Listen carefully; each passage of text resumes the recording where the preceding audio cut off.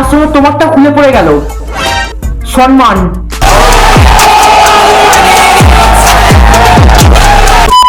Hey, what is up guys? This is Takas. Welcome to my channel.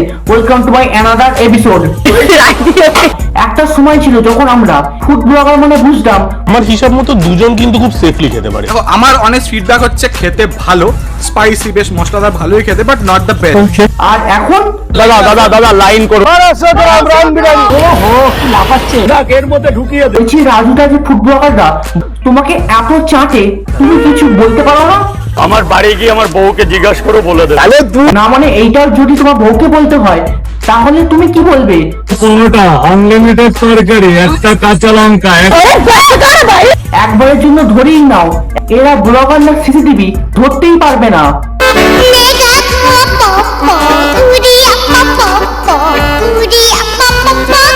এর মধ্যে ঢুকিয়ে এত অ্যাঙ্গেল ফুটেজ বিয়ে বাড়ি গায়ে হলুদেও করে না, যতটা এদের দোকান থেকে পাওয়া যায়। হ্যাঁ, ক্যামেরাটা হাড়ির মধ্যে ঢুকিয়ে দে না। তো আজকে ভিডিওতে এমন কিছু ফুড ব্লগারদের ফুড রিভিউ দেখবো এবং তাদেরকে নিয়ে সমালোচনা করবো। So let's start. আমি একজন শান্ত শ্রেষ্ঠ প্রতিনিষ্ঠ ভদ্রলোক।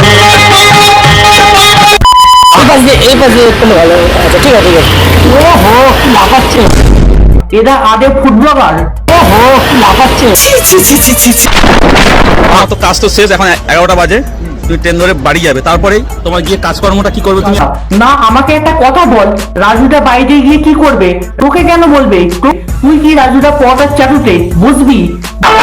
ফুড ব্লগ করতেছিস সেটা কর, তা না করে ট্রেন ধরে বাড়ি যাবে, তারপরে তোমার গিয়ে কাজকর্মটা কি করবে? আমার বাড়ি গিয়ে আমার বউকে জিজ্ঞাসা করে বলে দেবে।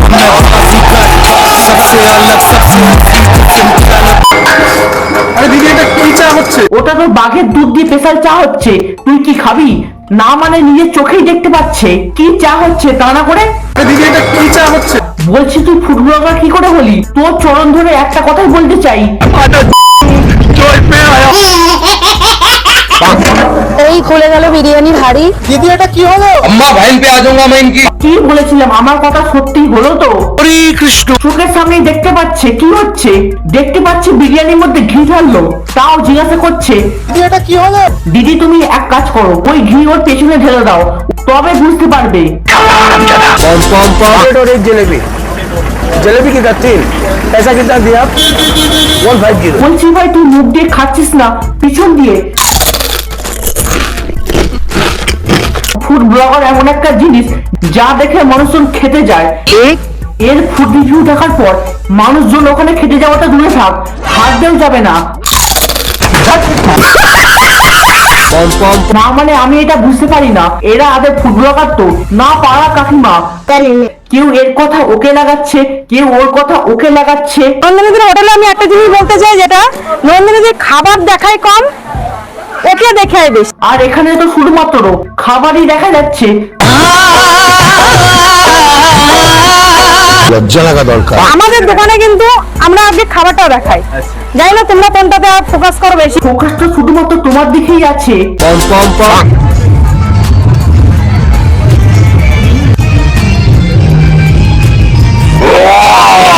না মানে এইটাই তো অরিজিনাল ফুড রিভিউ।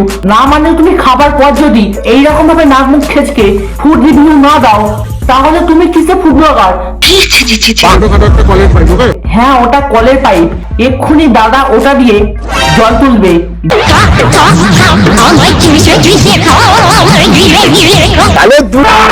দেখো আমাদের স্টেশনের মালাদি তার দোকানের সব আইটেম গুলো নিয়ে কিন্তু স্টেশনে উঠছে।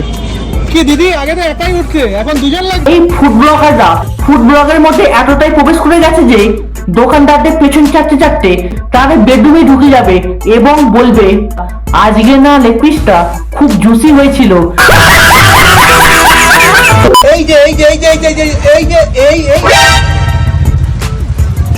ঠিক তোমার মাথার বুদ্ধিটাও। বিশ্বাস করো এটা যদি ফুড রিভিউ হয়ে থাকে তাহলে আমার বাড়ির পাশের কুকুরগুলো এর থেকে ভালো ফুড রিভিউ দেবে।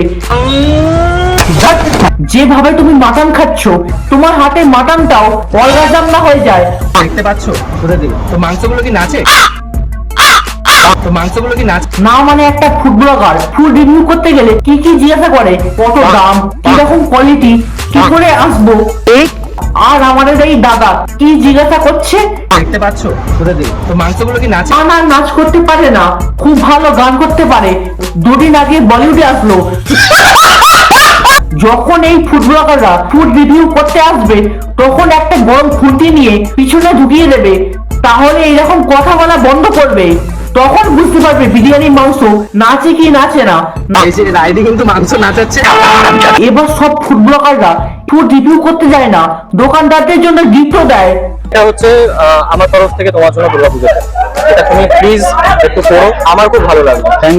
রাজুদা বেসিক বলেছেও না, ওই গিফটের জামা পরিয়ে 100 খানা ভিডিও আপলোড করবে এবং সব টাকা তুলে নেবে। কি বলেছিলাম, একটা জামা দিয়ে 100 খানা ভিডিও আপলোড করবে। দাদা আমি তোমার দুটো পা ধরছি দাদা, দাদা আমাকে একটু বেচা কেনাটা করতে দাও দাদা। একটা গরিব মানুষ খেটে খাচ্ছে, সেখানে গিয়েও এরা। দাদা আমি তোমার দুটো পা ধরছি দাদা, দাদা আমাকে একটু বেচা কেনাটা করতে দাও দাদা।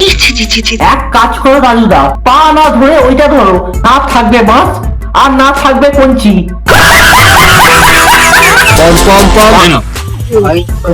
টাকা নেই কিন্তু আমাদের। টাকা লাগবে না, তুমি খাও না, তুমি খেলেই আমি শান্তি পাবো। ব্যাস, এদেরকে আর সহ্য করতে পারছি না।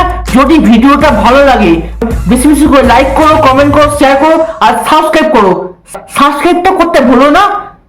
দেখা হচ্ছে নেক্সট ভিডিওতে, ততক্ষণের জন্য বাই।